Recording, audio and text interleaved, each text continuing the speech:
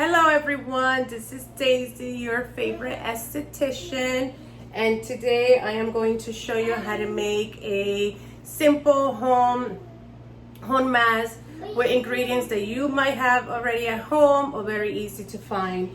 And all you're going to need is cocoa, any cocoa, there's no brand in a specific, honey, any honey, avocado, very easy to find in California, and lime, lemon, whichever.